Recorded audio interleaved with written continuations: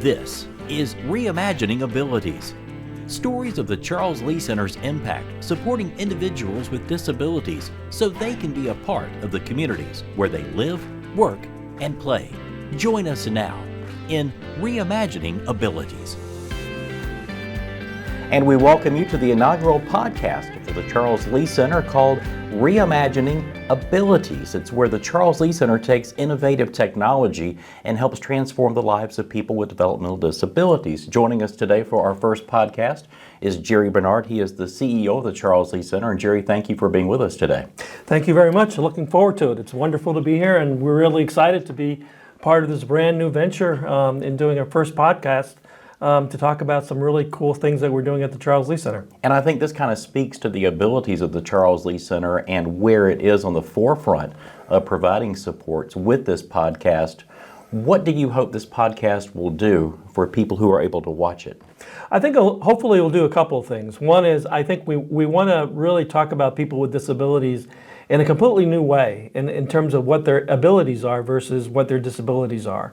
So we want to be able to show people, what people are able to do every day with the help of technology and, of course, with the support of our wonderful staff. But the other thing that I think people don't really realize is that some of the things that we're able to do transcend just people with disabilities. If you've got a parent who's elderly, if you've got a family member who's got some issues that you need some supports with, some of the things that we do can be translated into those same populations and can help those folks as well. So there's a bunch of things that we can really do to not only educate on what we do, but also provide information on how some of the things we do can even help other families who may not be dealing with someone with a disability, but just with someone who may need more help. So I think there's really a lot of cool things that I think we can share, and we're really excited about. I think one of the interesting things about the Charles Lea Center is Jonathan Dodd, who came to the Charles Lea Center years ago with unique disabilities confronting him. Kind of tell us about Jonathan and how he helped the Charles Lea Center think differently about how it provides supports. Yeah, Jonathan Dodd actually was a high school graduate, and he actually unfortunately had a serious car accident. And as a result of that, he was paralyzed. And he was 22 years old, and he really did not want to be in a nursing kind of a facility the rest of his life, and wanted to live independently and be able to live in his own apartment and be able to do many of the things that everyone else does. And so he had approached us, in terms of seeing if there's anything we could do to kind of help him with that. And fortunately, we were able to do some really cool things to help him to actually meet his dream, which was really to live in his own apartment without having staff there all the time, and be able to allow him to do many of the things that you and I take for granted, to be able to do those things on his own through the use of technology. And he was such an inspiration to us because he was so determined that he was going to succeed that we actually named our technology center after him. And we have now the Jonathan Dodd Technology Center. Unfortunately, he passed away a few years ago as a result of his injuries, but I think his legacy, continues with us. It's really that sort of determination, never to give up, and always looking at things from the perspective of what we can do versus what we can't do. How did his impact here at the Charles Lea Center change the thinking of how you support individuals here? I think the biggest thing I think it changed is really recognizing, if you really kind of put your mind around the problem and what the issues are, there's always a way to work through that and find a solution that will allow a person to have a better life. I think in Jonathan's case, it was pretty clear that his physical disability wasn't going to go away. So then what do we need to do to make it manageable and give him a meaningful life? And I think we take that same approach when we support the people that we work with at the Charles Lea Center. We know that there's a disability somewhere. We know they have some limitations, but how do we work around those limitations so that they're able to enjoy some of the wonderful things that the rest of us do all the time? In fact, we just have a group right now that's on a cruise, in the Bahamas, So folks are really living the life, and I think that's what we're really trying to accomplish here. And this goes beyond the technology part of it. It also takes the interaction of people that care enough for these people to take that trip to the Bahamas and to get them going there. What do you say about the staff at the Charles Lea Center that really goes above and beyond to make an impact? Well, I think I'd just say one word: awesome. I mean, I think the staff really have embraced this idea of supporting people, and supporting people to be able to aspire to their dreams and their personal goals that they want to achieve. So it's not just about taking care of people. It's about making sure that they go on hikes, that they go to carnivals, that they go to concerts. We just had one of our staff a couple of weeks ago take a group to the WWF, wrestling thing. I don't know anything about it, but they loved it and they had a great time.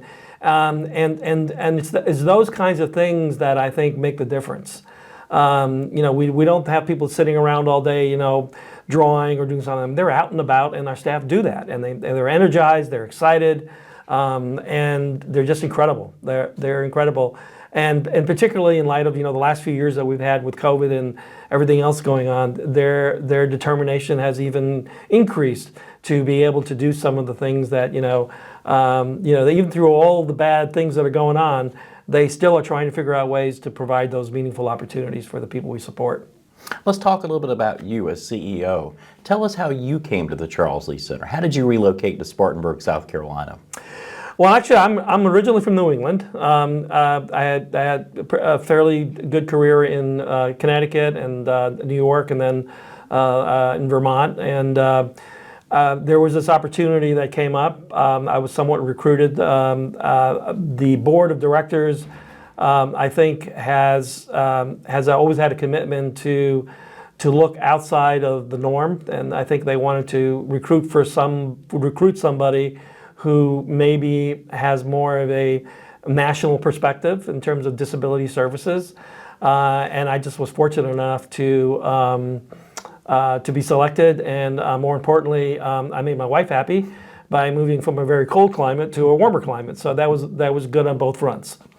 So you've been here, since 2009? Yes, sir. How have things changed here at the Charles Lea Center that decade plus time that you've been here? Oh boy, I could talk about that forever, but I think the biggest change, is really we moved away from this idea of what we cannot do or what can't be done to this idea of what are the possibilities. I almost see us as a kind of a microcosm of what Microsoft would be like. If you're working in the tech industry and they're creating all these wonderful technologies and different ways of doing things, I see that same thing happening here.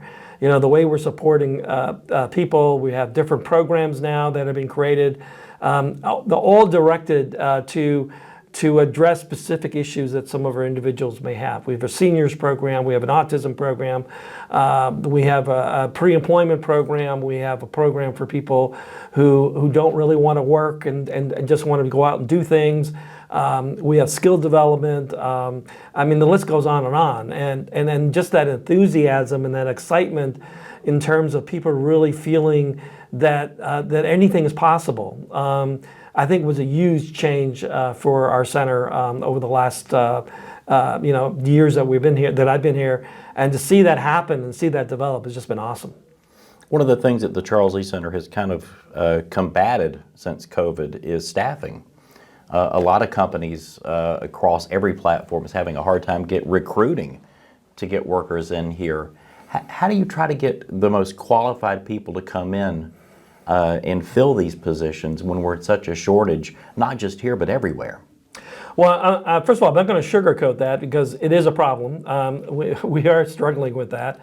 But I think one of the things that helps us a little bit maybe is that we provide a very unique opportunity for our employees. Not only are they able to do some wonderful things in terms of supporting people with disabilities, but they can also play around with technology. They can go places, they can do things. There's always, every day is different, and it's with opportunities and things that our individuals and our staff can do together.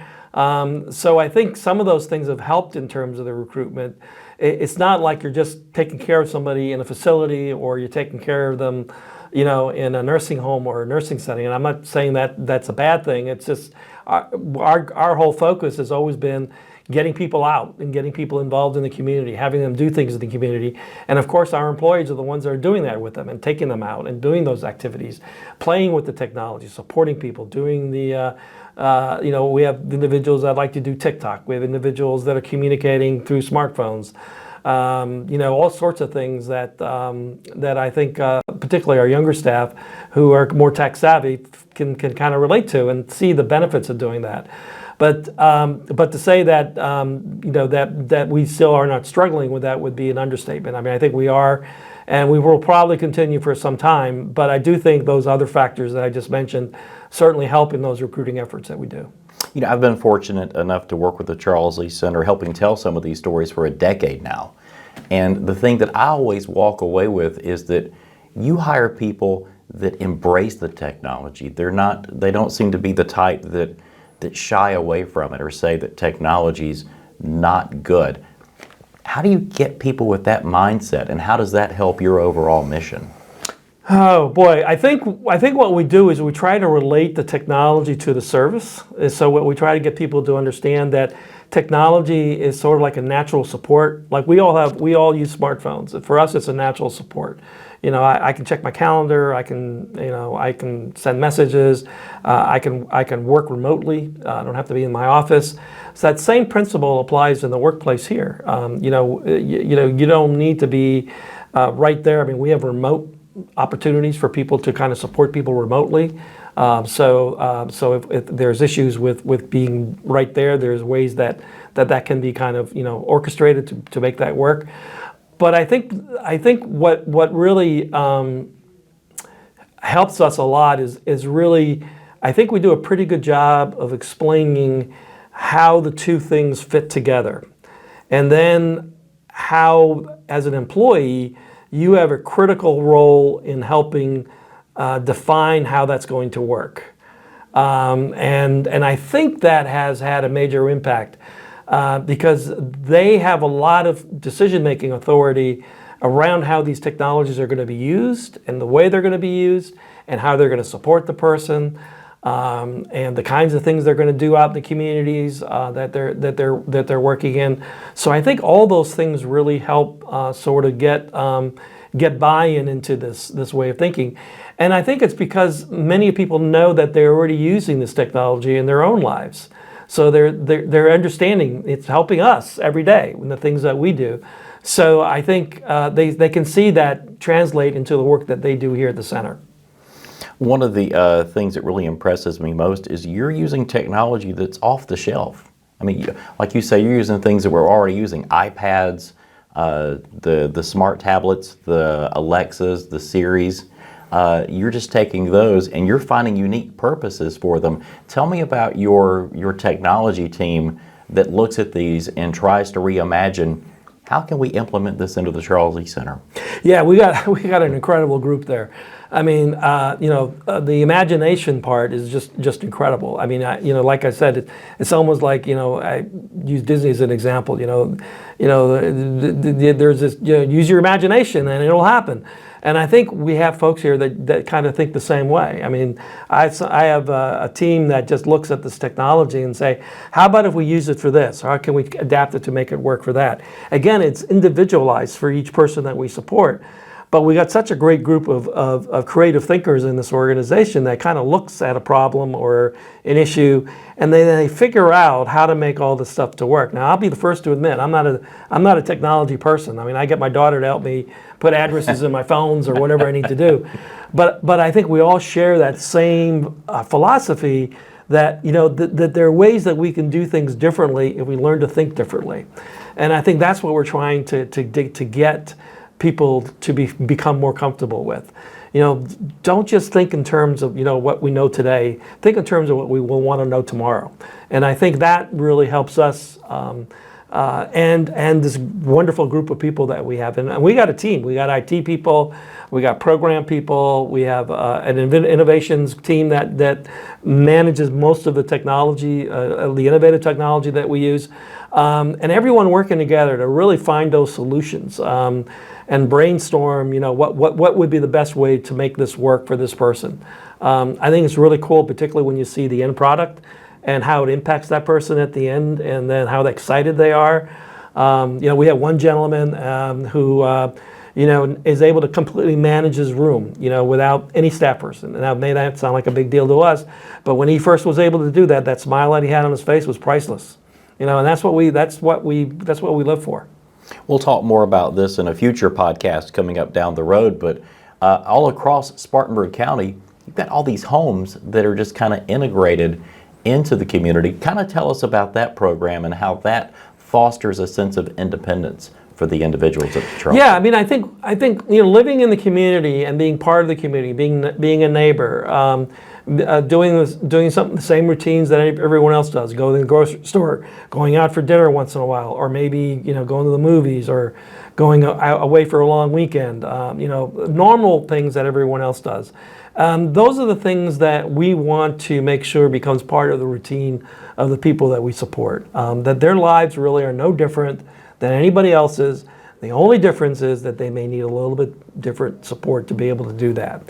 And that's what we're trying to hope to accomplish here. And now we even have a new tool that's helping us do that, hopefully even better, and that's with the technology that we're now introducing into our services. So it's really, really cool to see. And this podcast is we're really excited about that, because we want to be able to tell the story. We want to be able to share what we're doing, and what I'm really hoping is that people will see what people do in services like what we provide are very different than I think what people think goes on, and we'd love to be able to share that. What are some of the misconceptions you hope this podcast will clear up in the community? I think really what folks are really capable of doing with the right supports. I think there's still this idea out there that people with disabilities aren't able to do things. They're all going to be in a room together. They're not going to do anything. They're just going to sit around all day, and that kind of stuff. And I think I don't think there's a person in our program that does that. They're all doing something. There are people that are doing more things than I do. They list off of like 4 or 5 things they're doing over the weekend. And I'm like, why are you doing all that in the weekend? I'll be glad if I get one of those things done. But that's really the idea. And that they can use technology, and that they can use technology effectively. And they can do much more things than people sometimes give them credit for. And that they're going to make life decisions just like you and I do, sometimes really good ones, sometimes not so good ones. And that's just part of life. And I think if we can have people sort of begin to accept that more and understand that, and I guess my biggest wish would be, it's people saying, instead of saying, oh, look at this poor person who has a disability, and they say, oh, look, look at this wonderful person being part of our community. And enjoying the same things that we do. And if we can kind of change that a little bit, I'd be more than happy. We talk about the technology, but we just wrapped up DSP week not long ago, earlier in September, and I think they may be the unsung heroes at times for the supports that they provide with these trips, with taking care of people in the homes, and kind of helping be the cheerleaders for that independence. Tell us about the DSPs and the role they play at the Charles Lea Center. I call them our magic makers. They're the people that actually do the magic, and it doesn't really matter what I do, what senior leaders do. Without our DSPs, we do not exist. They do some incredible things. We have DSPs that unfortunately, because of the workforce issues, are working hours and hours, and they come in every day. They have a smile on their face. They do incredible things. They take people we have a site where we're able to kind of show different things people do every day, and that site is full of things that people are doing. They're going to parks. They're going to North Carolina. They're going to lakes. They're going to carnivals. There was one that recently where they were involved in going to tours in museums and so forth. So they are really engaging our individuals in the community. And as I said, without them, this doesn't work. And so we're very grateful and appreciative of what they do every single day, because the magic doesn't happen anywhere else. And I think the individuals will recognize that as well, because not long ago, the Chesley group up in Chesney had their end of summer party, and they gave Miss Avell, who kind of orchestrated some of that, roses, and it brought her to tears. And they came up one at a time and said something to her, and it was really touching to watch how they appreciated what she does for them and her staff. Yeah, I mean, I think our individuals are pretty aware of who the people are that really kind of help make the magic happen. I mean, our folks do not like sitting around. They want to do things, and they appreciate when people make the extra effort to try to provide people a meaningful day, a meaningful week, a meaningful month, and more importantly, a meaningful life. And folks like Yvel, I mean, are just incredible. And the Charles Lea Center, based in Spartanburg, South Carolina, but now you're reaching out into other areas. Can you talk about that a little bit, about where we're going into North Carolina and some other programs that you're looking at? Yeah, I mean, we were very fortunate that some of our surrounding states have taken an interest in some of the things that we're doing, and we were asked to come into North Carolina and provide some services that are pretty similar to what we're doing here in South Carolina. And then we've also done we're actually doing some work now in Tennessee, again, very similar to what we're doing here. And then more recently, we've been asked to do some consulting with some other states around integration of technology into services, which is kind of a new, sort of a new theme that's emerging in our service system.